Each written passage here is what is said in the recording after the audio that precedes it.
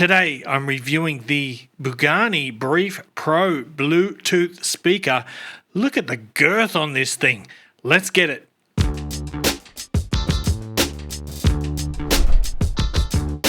What's cracking, audio fans? It's David here from Prime Audio Reviews, and yeah, look at the size of this thing. It's bigger than it looks in the pictures. So let me tell you about this Bluetooth speaker here. It is priced at $179. Now already, well, in my mind, when I think $179, this already looks like it's worth more than that, just from sheer mass alone. I mean, this thing is big. Not only that, but when you touch it and lift it up, man, this thing has got some heft. This thing weighs about 3.6 kilograms. So yes, it is portable, like it's easy to pick it up from and take it from the kitchen to the backyard, for example, but you wouldn't want to be, walking a kilometer down the beach with it. It is pretty darn solid. So this has 80 watts per channel, or 160 watts in total. Internally, it's got two 4-inch woofers and two 1.6-inch silk dome tweeters, and it's got this massive passive bass radiator on the underside. And look, I think it looks spectacular. It's kind of the reason, look, when I got the email asking if I could review this, I was excited. I still am. Because firstly, it's not an IEM, and I've done so many IEMs, it's just a nice, refreshing change to do something different. Secondly, I thought, you know what, that looks great. It kind of reminds me of the Harman Kardon Bluetooth speakers in terms of styling. You've got this sort of soft nylon mesh over the front and the back, by the way. That's the back. We'll get more into that later. You've got this nice gold-colored rubberized logo there. On the top here, I don't know, I hope that's still in focus, but this part all around the buttons here, that has like a suede cover. Feels like Alcantara. Obviously it's not at this price point, but it feels really premium, and that is also the same material on the underside of the handle there. And when you combine those nice materials with the over 3 kilogram weight, it does feel quite premium in the hand. You might think from the looks of it, the classy looks, that it is only suitable for indoor use. However, it does have an IPX5 water resistance rating, so you don't have to worry about a light rain or splashes from the pool or whatever. You can take it poolside without having to worry about it, so it's quite robust. Now, in terms of battery life, we're looking at about up to 12 hours of playtime at sort of regular volume, and a lot less at full volume. But oh boy, it takes around 5 hours for a full charge, which is a bit lengthy, but it is what it is. The Bluetooth version is Bluetooth 5.3, so that is a nice low latency and has really solid connection. Unfortunately, there isn't an app to go with this, a companion app, which is a bit of a shame because it would be nice just to have some EQ options or a bit of extra control. But as it turns out, the default tuning is nice, and I'll get into that shortly, so it's not really an issue. Rightio, let's have a look at the controls. They're pretty basic, so I hope you can see it. There's a little power button there, the small one, so just hold that down for 2 or 3 seconds and it will power on. And when it is powered on, a short press will sort of reset the Bluetooth pairing. And as for the volume control here, it is detented, so it's sort of one of those clicky volume controls. A short press plays and pauses the music.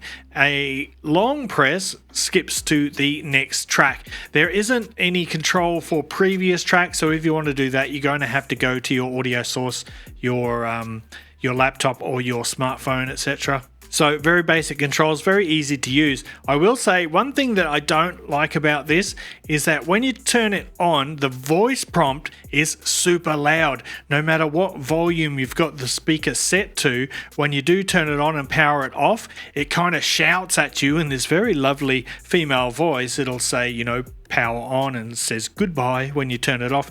But those voice prompts are really loud. Just a small nitpick, not really a big issue, but yeah, it's unnecessary in my opinion. Anyway, oh gosh, it's so heavy. Turn it around and have a look at the back. And there's really nothing here except this silicone or rubber grommet. And under there, we've got a 3.5mm auxiliary in, and then we've got our USB charging port. So that about covers the physical things and the features, and I guess it is time to talk about the sound.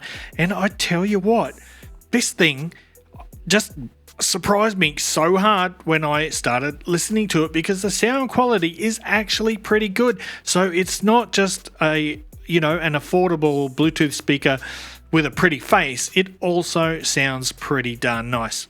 And before I forget, you can actually buy 2 or more of these things and use them in TWS mode, so you can actually have 2 of these working in tandem at the same time, which is crazy because this thing gets loud. It is really, really loud. I can put this in the corner of my kitchen and I can hear it in my front yard. It bangs.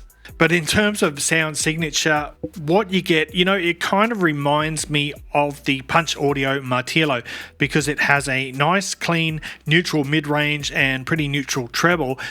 And it's got a fairly reasonably tame mid-bass, but it's got this sub-bass authority, like, whoa. This thing really can hammer out some bass, and that is one of the reasons I do wish there was an app with some EQ controls, because sometimes I just would like to tone it down, specifically for faster paced music like metal and rock. Having said that, they do kind of market this as being perfect for jazz music, and I tell you what, they absolutely nailed that one, because jazz on here sounds absolutely spectacular. When that double bass kicks in, oh yeah, baby, it is there, all right. But it doesn't smear or blur over the mid-range too much, and there is still enough treble energy to cut through that lower end.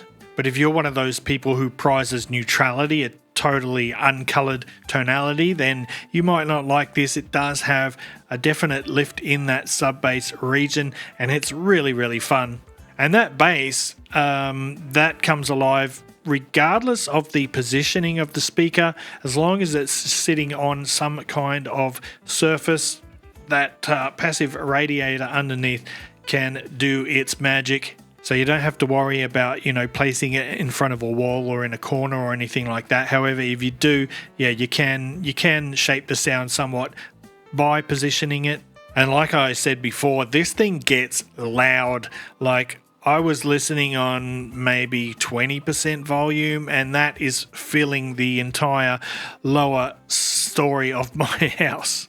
Anyway, I am going to give you a sample of what it sounds like, but you've got to keep in mind, this is recorded in my untreated room. It's got no audio treatment, no softened panels on the walls or anything, and it's just using my regular podcasting mic, so it's certainly not ideal, but you might get an idea of what this sounds like. So here's an example.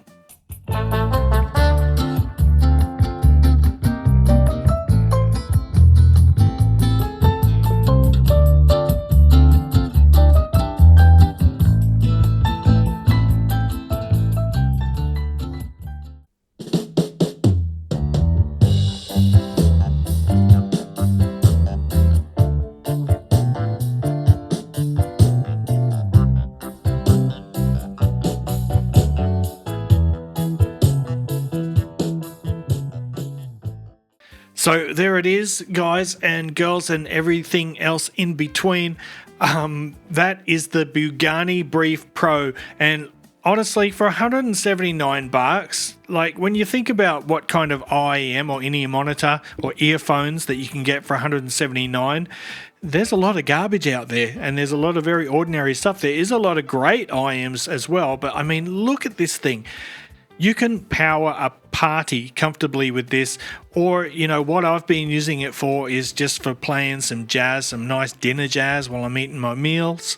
Bit of rock music while I'm cooking in the kitchen. It's also great for listening to podcasts, and like I said, this can easily, comfortably fill a large room with its sound, its volume. It scales really well, and I've just had such a great time with this thing. Honestly, can't believe how well it performs for the price. Having said that, I'm going to wrap it up there. Thanks for watching the video. If you liked it, give it a thumbs up, Par Family Audiophile style. And if you're new here, hit that subscribe button before you go. And until next time, I'll see you later.